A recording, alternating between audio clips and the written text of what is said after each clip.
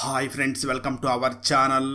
ఈరోజు నేను 2025లో మలయాళం లాంగ్వేజ్లో రిలీజ్ అయినటువంటి ఒక సస్పెన్స్ డ్రామా మూవీ స్టోరీని ఎక్స్ప్లెయిన్ చేయబోతున్నాను. అదే అమ్మ. Now let's start our video.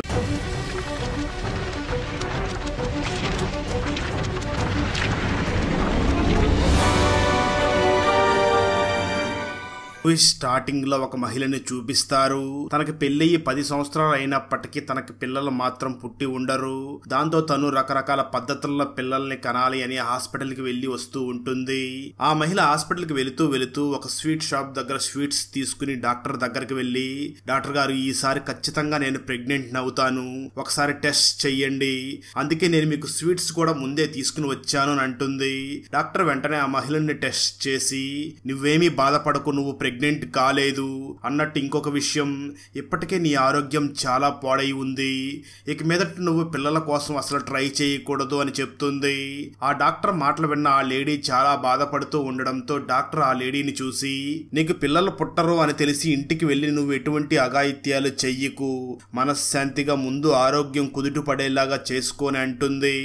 Cut చేస్తే మరో పక్క స్టీఫెన్ అనే ఒక గవర్నమెంట్ అధికారి బస్సులో ఒక గ్రామానికి వెళ్లి అక్కడ ఆ గ్రామ వార్డు మెంబర్ ని కలుస్తాడు. నిజానికి ఈ స్టీఫెన్ ఆ గ్రామంలోని వాళ్ళకి రోడ్డు కావాలి అని అర్జీలు పెడుతూ ఉండడంతో ఆ ఊరికి ఎట్నుంచి రోడ్డు వెయ్యాలో సర్వే చేయడానికి అక్కడికి వెళ్లి ఉంటాడు. ఈ స్టీఫెన్ ఒక సూపర్వైజర్ అయి ఉంటాడు. అలా స్టీఫెన్ ఆ గ్రామానికి వెళ్లి అక్కడ ఉన్న టీ స్టాల్లో టీ తాగుతూ ఉంటాడు. అదే టీ స్టాల్లో ఆనందయ్య అనే ఒక పెద్ద ముసలి వ్యక్తి ఉంటాడు. అతనికి 2 కళ్ళు కనిపించవు. నిజానికి ఈ ఆనందయ్యకి మొదట్లో కళ్ళు ఉండి ఉంటాయి, కానీ 10 సంవత్సరాల క్రితమే తనకి 2 కళ్ళు కనిపించకుండా పోయి ఉంటాయి. అయినప్పటికీ ఆ ఆనందయ్య గ్రామంలో ఎక్కడ ఏదుందో కూడా చెప్తూ ఉంటాడు. ఆ టీ స్టాల్ పక్కనే ఉన్న ఇంట్లో అమల అనే ఒక లేడీ తన మనవరాల్ని చాలా జాగ్రత్తగా చూసుకుంటూ ఉంటుంది. నిజానికి ఈ అమల కూతురు మరియు అల్లుడు కూడా వరదల్లో కొట్టుకొని పోయి ఉంటారు. అప్పటి నుంచి కూడా అమల తన మనవరాల్ని చాలా జాగ్రత్తగా చూసుకుంటూ మార్నింగ్ సమయంలో తన మనవరాల్ని అక్కడ ఉన్నటువంటి అంగన్వాడీ స్కూల్లో వదిలేసి తన పనికి వెళ్లి వస్తూ ఉంటుంది. ఆ తర్వాత వార్డు మెంబర్ స్టీఫెన్ ఆ గ్రామంలోనే ఉండడానికి ఒక ఇంటిని చూపిస్తాడు. అయితే ఆ ఇంట్లో స్టీఫెన్ కి చాలా ఇబ్బందులు ఉన్నప్పటికీ ఎలాగో అలా అడ్జస్ట్ అవుతూ అక్కడే ఉంటాడు. కట్ చేస్తే ఆ తర్వాత రోజు మార్నింగ్ స్టీఫెన్ ఆ ఇంట్లో బాత్రూమ్ కూడా లేకపోవడంతో అక్కడ ఉన్న కాలువలోనే స్నానం చేసి రెడీ అవుతాడు. ఆ తర్వాత వార్డు మెంబర్ ఒక జీప్ ని రెడీ చేయడంతో ఆ జీప్ లోనే ఊరు మొత్తం తిరుగుతూ ఉంటాడు. అలాంటి సమయంలోనే స్టీఫెన్ అమలా గురించి ఆ వార్డు మెంబర్ ని ఎంక్వైరీ చేయగా ఆ వార్డు మెంబర్ కూడా స్టీఫెన్ ని చూసి, సార్, నాకు కరెక్ట్ గా తెలియదు, కానీ ఆ అమలా కూతురు మరియు అల్లుడు కూడా వరదల్లో కొట్టుకుపోయారు అని అందరూ చెప్తూ ఉంటారు అని చెప్తాడు. కట్ చేస్తే మరో పక్క అమల చాలా దగ్గుతూ కష్టపడుతూ పనిచేస్తూ ఉంటుంది. అక్కడ ఉన్న వాళ్ళందరూ కూడా అమలాని చూసి, నీకు ఆరోగ్యం బాగోలేదు కదా, కొద్ది రోజులు రెస్ట్ తీసుకోవచ్చు కదా అని అంటూ ఉంటారు. సరిగ్గా అదే సమయంలో ఒక స్వామీజీ కొంతమంది మనుషులతో జీప్ లో అక్కడికి వచ్చి వాళ్ళు దూరం నుంచి అమలాని అబ్జర్వ్ చేస్తూ అమలా గురించి మాట్లాడుకుంటూ ఉంటారు. ఆ స్వామీజీ తనతో ఉన్న మనుషుల్ని చూసి, మీరు ఎవరైనా ఆ అమల కూతుర్ని మరియు తన అల్లుడిని చూశారా అని అడుగుతాడు. తన కూతురు మరియు అల్లుడు వరదల్లో కొట్టుకుపోయారని విన్నాం, కానీ మేమెప్పుడూ చూడలేదు అని వాళ్ళు ఆ స్వామీజీకి చెప్తూ ఉంటారు. మరోపక్క వార్డు మెంబర్ స్టీఫెన్ ని ఆ గ్రామ పెద్ద అయినటువంటి పాపయ్య దగ్గరకు తీసుకుని వెళ్లి పరిచయం చేస్తాడు. పాపయ్య ఆ స్టీఫెన్ ని చూసి, మీరేనా ఈ గ్రామానికి రోడ్లు వేయించడానికి వచ్చింది? సరే, అయితే మీకు ఈ గ్రామంలో ఏదైనా సహాయం కావాలంటే నన్ను కోరండి, నేను ఖచ్చితంగా చేసి పెడతాను అని చెప్పి అక్కడి నుంచి వెళ్లిపోతాడు. అయితే ఆ రోజు రాత్రి ఎవరో ఒక గుర్తు తెలియని వ్యక్తి ఆ అమలా ఇంటి ముందు నిలబడి అమలా ఇంటి వైపు చూస్తూ ఉంటాడు. ఆ తర్వాత వెంటనే గుర్తు తెలియని ఆ వ్యక్తి టీ షాప్ దగ్గరికి వస్తూ ఉండడంతో ఆ టీ షాప్ లో నిద్రపోతున్నటువంటి కళ్ళు లేని ఆనందయ్య నిద్ర లేచి గట్టిగా సౌండ్స్ చేస్తూ ఉంటాడు. దాంతో ఆ గుర్తు తెలియని వ్యక్తి అక్కడి నుంచి పారిపోతాడు. కట్ చేస్తే ఆ తర్వాత రోజు మార్నింగ్ స్టీఫెన్ ఆ గ్రామంలో ఉన్న వాళ్ళందరి దగ్గరికి వెళ్లి రోడ్డు ఎటువైపు నుంచే వస్తే బాగుంటుంది అని ఎంక్వైరీ చేస్తూ ఆ ఊర్లో ఉన్న ఒక అవ్వ దగ్గరికి వెళ్లి మాట్లాడుతూ, ఈ ఊర్లో ఉన్న అమలా కూతురు మరియు అల్లుడు వరదల్లో కొట్టుకుపోయారని విన్నాను, అది నిజమేనా అని అడుగుతాడు. దానికి ఆ అవ్వ కూడా సమాధానం చెప్తూ, వరదల్లో చాలా మంది కొట్టుకుపోయిన మాట వాస్తవమే, కానీ ఈ అమలా కూతురు అల్లుడు ఆ వరదల్లో కొట్టుకుపోయారో లేదో నాకైతే తెలియదు అని చెప్తుంది. ఆ తర్వాత స్టీఫెన్ వెంటనే స్వామీజీ దగ్గరికి వెళ్లి మళ్ళీ ఆ అమలా గురించి ఎంక్వైరీ చేస్తాడు. ఆ స్వామీజీ వెంటనే స్టీఫెన్ ని చూసి, నేను ఇక్కడ 15 సంవత్సరాల నుంచి ఉన్నాను, అయితే నాకు ఆ అమలా గురించి పూర్తిగా ఏమీ తెలియదు, మీరు ఈ ఊరి పెద్ద మనిషి అయినటువంటి ఆ పాపయ్య దగ్గరికి వెళ్లి ఎంక్వైరీ చెయ్యండి అని అంటాడు. దాంతో స్టీఫెన్ వెంటనే పాపయ్య దగ్గరికి వెళ్లి ఆ అమలా గురించి ఎంక్వైరీ చేయగా అప్పుడు పాపయ్య వెంటనే ఆ స్టీఫెన్ ని చూసి, ఆ అమల ఈ ఊరి అమ్మాయి కాదు, నాకు బాగా గుర్తుంది, ఆ అమ్మాయి సుమారు 4 సంవత్సరాల క్రితం ఈ ఊరికి రాత్రి సమయంలో ఒంటరిగా ఆ పాపను తీసుకుని వచ్చింది. తను ఈ ఊర్లోకి వచ్చి రావడంతోనే ఆనందయ్యతో మాట్లాడింది. తను ఏం మాట్లాడిందో నాకు తెలియదు, కానీ తను మాట్లాడిన వెంటనే ఆనందయ్య ఆ అమలాకి తను ఉంటున్న ఇల్లుని ఇచ్చేసి తను వెళ్ళి ఆ టీ షాప్లో జీవించడం మొదలుపెట్టాడు. నాకు ఆ అమలా గురించి అంతకు మించి ఏమీ తెలియదు అని చెప్తాడు. ఆ తర్వాత స్టీఫెన్ ఆనందయ్య తన ఇంటిని అమలాకి ఇచ్చేసి టీ షాప్ లో జీవిస్తున్నాడు. ఈ ఆనందయ్యకి ఆ అమలా గురించి పూర్తిగా తెలిసి ఉంటుంది అని వెంటనే ఆ తర్వాత రోజు టీ షాప్ లో ఉన్న ఆనందయ్య దగ్గరికి వెళ్లి ఆ అమలా గురించి మాట్లాడుతూ ఉంటాడు. అయినప్పటికీ ఆ ఆనందయ్య మాత్రం అమలా గురించి ఏమీ చెప్పకుండా సైలెంట్ గా ఉంటూ ఉంటాడు. అయితే ఆ స్టీఫెన్ మాత్రం కావాలనే ఆనందయ్య దగ్గరికి వెళ్లి, నేను ఉన్న ఇల్లు ఇప్పుడు అంత మంచిగా లేదు, నేను ఈ అమలా వాళ్ళ ఇంట్లో ఒక రూమ్ లో ఉండవచ్చా అని ఆనందయ్యని అడగడంతో ఆనందయ్య చాలా కోపం ఆ స్టీఫెన్ ని చూసి, అక్కడ మహిళ ఉండగా నువ్వెలా ఉంటావు అంటూ గట్టిగా అరుస్తాడు. ఆ తర్వాత స్టీఫెన్ వెంటనే ఒక కలర్ పెన్సిల్ బాక్స్ తీసుకుని అమలా ఇంటి దగ్గరికి వెళ్లి అమలా మనవరాలతో మాట్లాడుతూ ఉంటాడు. సరిగ్గా అదే సమయంలో అమలా ఇంటికి తిరిగి వచ్చి, నువ్వెవరు, ఇక్కడ ఎందుకు ఉన్నావు, వెంటనే ఇక్కడి నుంచి వెళ్ళిపో అని స్టీఫెన్ అంటుంది. అయినప్పటికీ స్టీఫెన్ అక్కడి నుంచి వెళ్ళకపోవడంతో అమలా వెంటనే ఒక కత్తి తీసుకుని ఆ స్టీఫెన్ మీదకి వస్తూ ఉంటుంది. దాంతో స్టీఫెన్ ఆ అమలాని చూసి, ఎందుకు నువ్వు అంతలా భయపడుతున్నావు, నువ్వు ఈ ఊరు దానివే కదా, నీకు ఏదైనా అయితే ఈ ఊర్లోని అందరూ కూడా నీకు సహాయం చేస్తారు కదా, మరి ఎందుకు అంతలా భయపడుతున్నావు అంటూ అక్కడి నుంచి వెళ్ళిపోతాడు.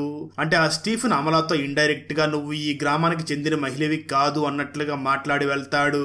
ఆ తర్వాత స్టీఫెన్ వెంటనే మళ్ళీ ఆ ఆనందయ్య దగ్గరికి వెళ్ళగా అప్పటికే ఆనందయ్యకి స్టీఫెన్ ఆ అమలా వాళ్ళ ఇంటి దగ్గరికి వెళ్ళి వచ్చాడు అని అర్థం చేసుకుని, అసలు నువ్వెవరు, నువ్వు ఇక్కడికి ఎందుకు వచ్చావు, నాకు తెలిసి నువ్వు పోలీస్ అన్నా అయి ఉండాలి, లేదంటే దొంగవన్నా అయి ఉండాలి అని అంటాడు.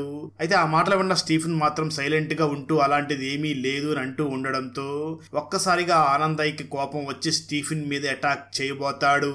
మరో పక్క అమలా తన మనవరాల్ని తన ఫ్రెండ్ ఇంట్లో వదిలిపెట్టి అక్కడి నుంచి అమలా సిటీకి వెళ్ళిపోతుంది. అలా అమలా వెంటనే వేరే ఊరికి వెళ్ళి అక్కడ ఉన్న ఒక ఇంటి దగ్గరికి వెళ్ళగా ఆ ఇంటి గేట్కి లాక్ చేసి ఉంటుంది.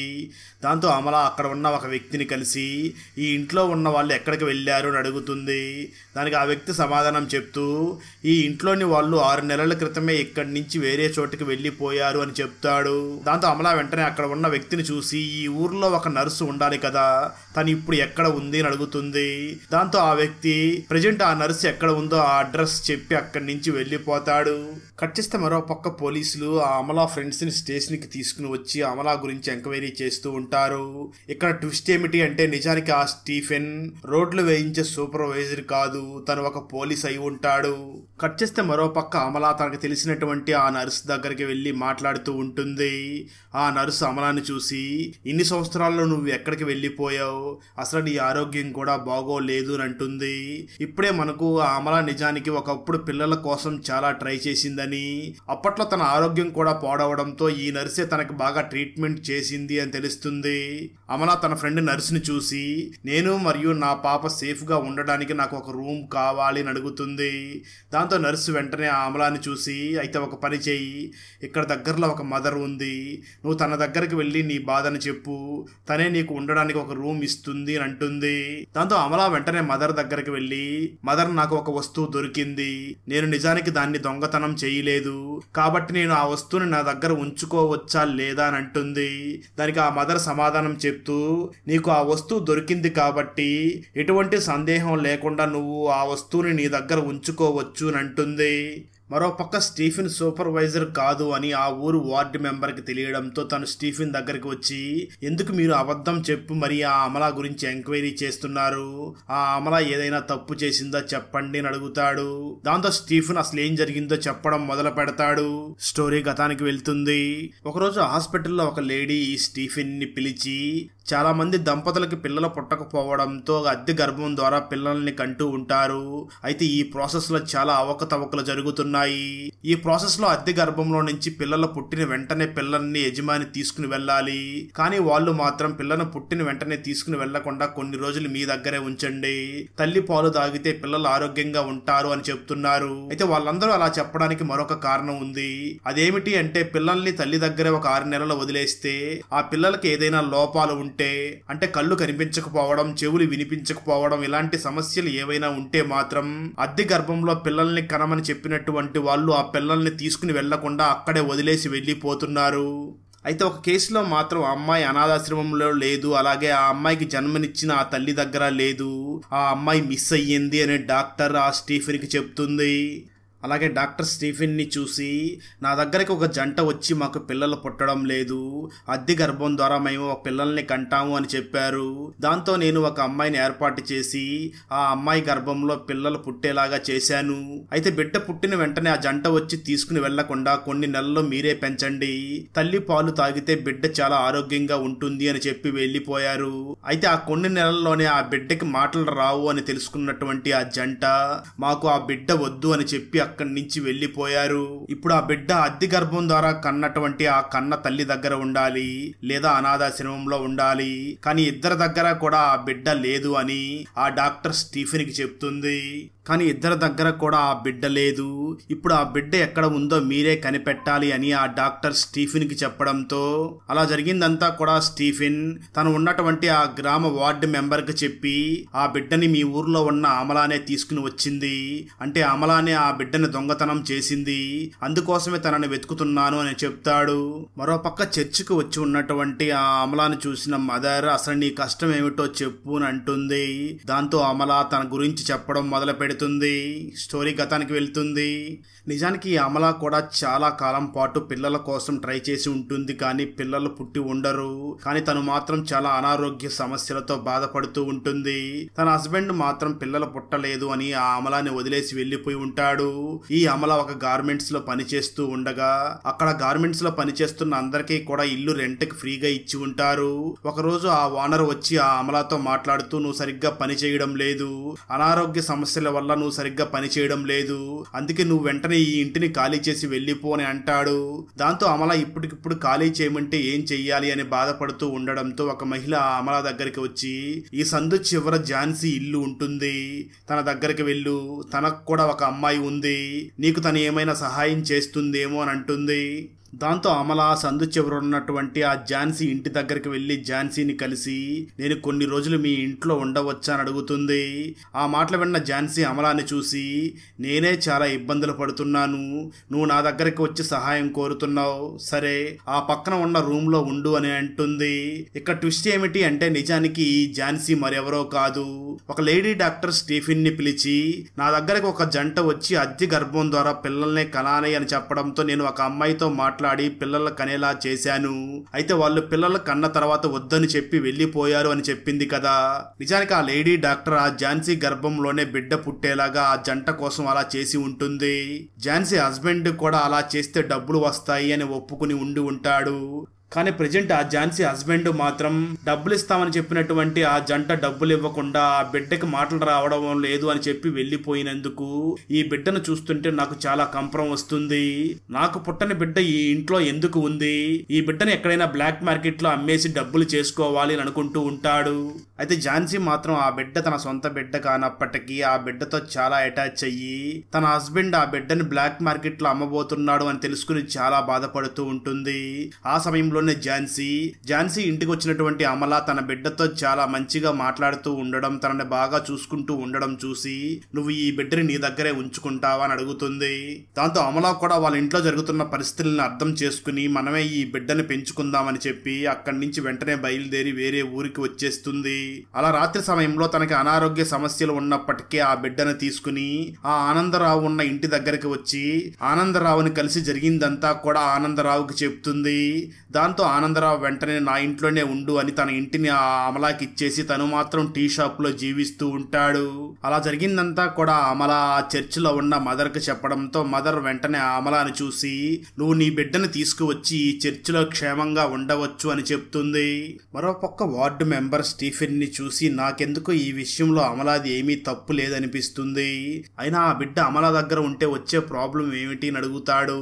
దానికి స్టీఫెన్ సమాధానం చెప్తూ అలా ఉండకూడదు, దానికంటూ కొన్ని ప్రొసీజర్స్ ఉంటాయి, వాటిని ఫాలో అయ్యే ఒక బిడ్డని దత్తత తీసుకోవాలి అని అంటూ ఉంటాడు. మరోపక్క అమల రోడ్డు మీద వెళుతూ నీకు ఆరోగ్యం బాగోలేదు, త్వరగా ట్రీట్మెంట్ చేసుకోవాలి అనే డాక్టర్ చెప్పిన మాటల్ని గుర్తు చేసుకుని ముందుకు వెళ్తూ సడన్ గా అమల స్పృహ తప్పి కింద పడిపోతుంది. మరోపక్క టీ షాప్ లో ఉన్న ఆనందయ్యకి అక్కడ రేడియోలో తనకి ఇష్టమైన పాట రావడంతో ఆ పాట గురించి గ్రామ ప్రజలకు చెప్పడం కోసం టీ షాప్ నుంచి బయటికి వస్తాడు. కానీ అక్కడెక్కడా కూడా మనుషులు ఎవరూ లేరు అని ఆ ఆనందయ్యకి అనిపిస్తుంది. కట్ చేస్తే మరోపక్క నిజంగానే ఆ గ్రామంలోని ప్రజలందరూ కూడా చనిపోయినటువంటి ఆ అమలా డెడ్ బాడీని ఊరికి తీసుకుని వస్తూ ఉంటారు. అయితే ఆ అమలా పెంచుకున్న ఆ పాపకు మాత్రం అమలా చనిపోయిన విషయం తెలియకుండా తను చాలా బాగా ఆడుకుంటూ ఉంటుంది. మరోపక్క గ్రామంలో ఉన్న అందరూ కూడా చాలా ఏడుస్తూ బాధపడుతూ ఉంటారు. ఈ స్టీఫెన్ ద్వారా గ్రామ ప్రజలందరికీ కూడా అమల ఎవరో అన్న విషయం తెలుస్తుంది. అయినప్పటికీ అమల ఆ పాప తన సొంత మనవరాలు కానప్పటికీ చాలా బాగా చూసుకునింది అని గ్రామంలోని అందరూ కూడా చాలా ఏడుస్తూ బాధపడుతూ ఉంటారు. ఈ విషయం ఆనందయ్యకి తెలిసి తను కూడా చాలా బాధపడుతూ ఉంటాడు.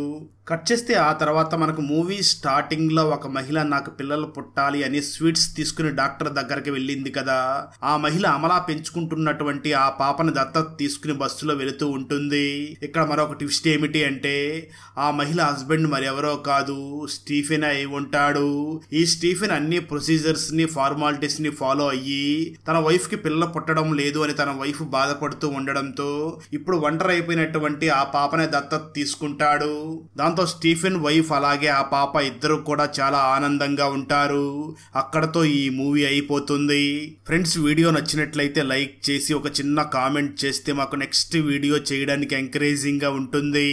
అలాగే ఛానల్ ని సబ్స్క్రైబ్ చేసి పక్కనే ఉన్న బెల్ ఐకాన్ ని క్లిక్ చేసి సపోర్ట్ చేయండి. Thanks for watching. జై హింద్.